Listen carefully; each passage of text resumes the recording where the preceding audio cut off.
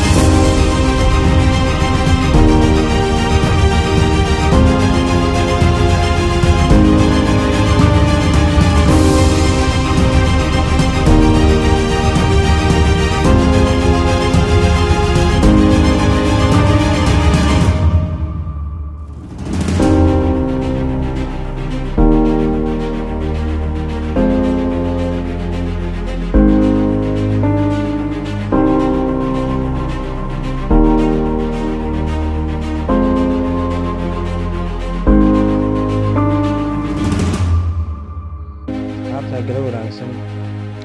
maanta waan iska jamacsanahay waxaa wanaagsan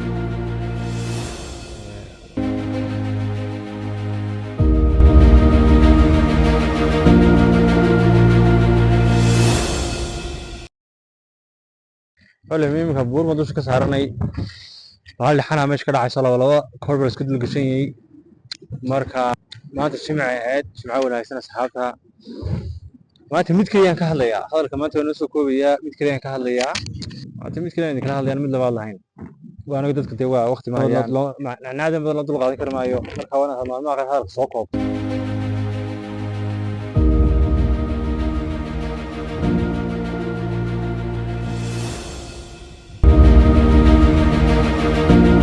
waxa kaloo subaxii waxyaabaha la sameeyo ka mid ah in ugu yaraan 10 page oo akhrisaad sameyso 10ka page waxay ka caawinayaan dee maskaxda korinkeeda inaad ka qaadato socodkaasi wuxuu ka caawinayaa jirka iyo maskaxda inaad maxay tahay korinkeeda ka qaadato markaan soo ururiyo subaxii markaan soo kacdo wax maskaxdaada iyo jirkaaga anfacaya ayaa la sameeyaa oo kuwaas soo sheegay in moolka isticmaashaa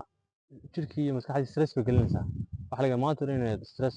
aad gasho aad stress aad meel kaga imaan garanay. Marka taasina waa taa.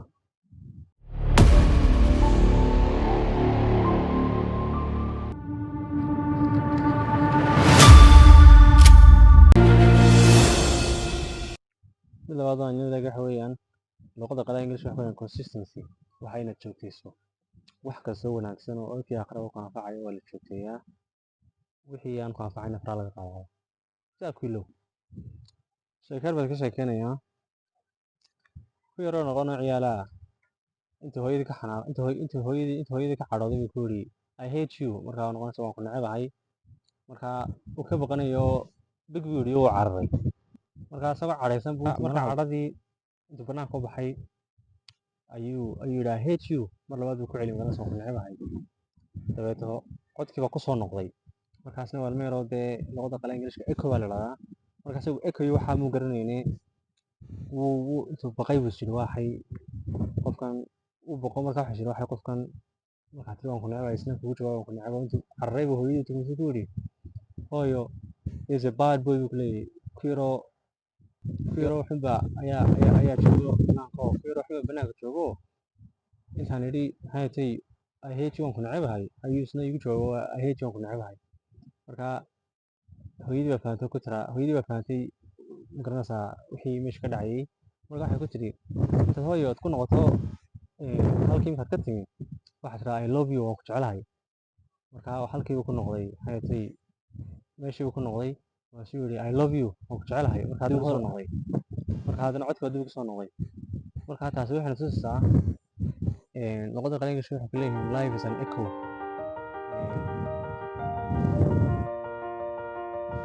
life is an echo buu leeyahay we give back what we give dadka haddaad jacayl iyo naxariis dadkaad jacayl iyo naxariis gashatana intaas ma kuu soo noqonaysaa marka adduunyada waa laba cisho labada cisho naftaada waxtar dadka dee kula jooga adxsintiina waxtar waxay adduunna ceeb baa laga carraa akhrina cadaab marka inta adduunka joogto wax faa'iido la qabo mid kale inoo wadaagayaa sanad kasta hal ilaa saddex hadaf ayaa la samaystaa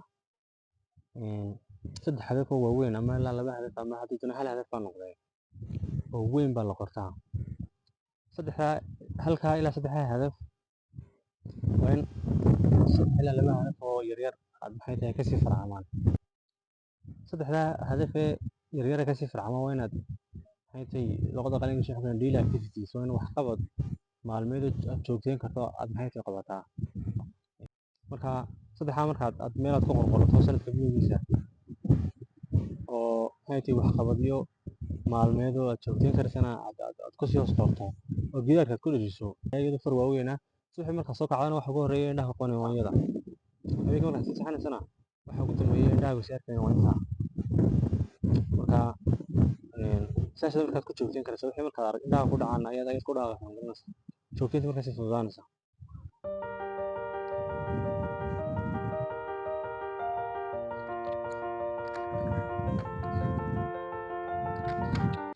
ugu dambeysay aan kusoo koobiyo waxa weeyaan waxay dhahaan life luqadda qalaad English waxay dhahaan life is an experiment noloshu waa tijaabo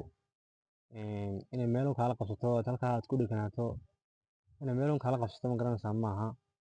adduunkan waa laba cisho laakiin waxyaabo badan la tijaabiyo maanta haddaanad baaskiilada kaxinteeda aad garanay maanta isku day inaad baaskiilada kaxinteeda barato saacada ma isku day inaad akhriska buugaagta barato saacad kun shan kale isku day saa markaad dhowr wiil kusoo celceliso waxa laga yaabaa inaad mar walba keento ma garanaysa marka haddii meel ay kaaga dhigayso waa inay toocan kaaga dhigto oo salaadaada iyo jiinkaaga iyo shaqadaada iyo waxaa ku anfacaya haddaad joogtayso taas waa mid fiican adoo laakiin intaana joogteynaya waxyaabo kale wacan isku dayday waxyaabaha wacan isku dayaysa waxay kaa caawinayaan inaad nolosha wax ka barato oo dee saas wax ku baranaysa markaad waxyaabo kala duwan qabato ayuunbad dee aad wax kala baranaysayo markaad wixii aad tijaabiso laba kaaga soo baxayaan mid saddexaad lahayn ama wixii shaqaynayaanoo dee waa inay shaqaynayaan bad ogaatay haddii shaqayn waayaanna casharaad ka baratay intaasaan maanta kusoo koobiyaa waan ka baxay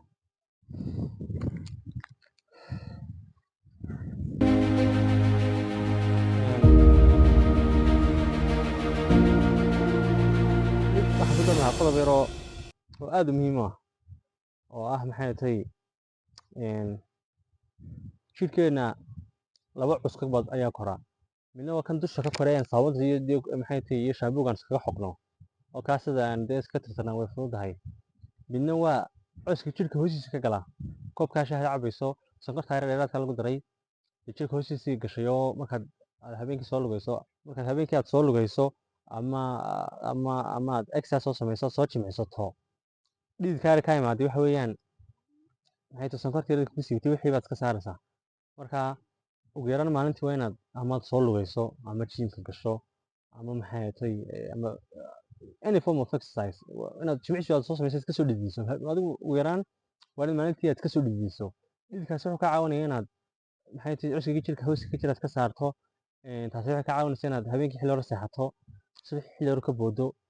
marka waan iga maadhow lahaa barnaamijka xagga hore in laga soo saxaa wanaagsan oo xagga hore inaad barnaamijka ka soo saxdaa wax fududeynaysaa in xagga dambe oo dhan ay saactifeed gareeyaan xagga dambe oo dhan barnaamijka isku fadhiisto. taasina waa taa haddaba intaas maanta barnaamijkeenu ku dhan yahay. muuqaalkan haddii ku soo gaadhay subscribe ta kala xishoon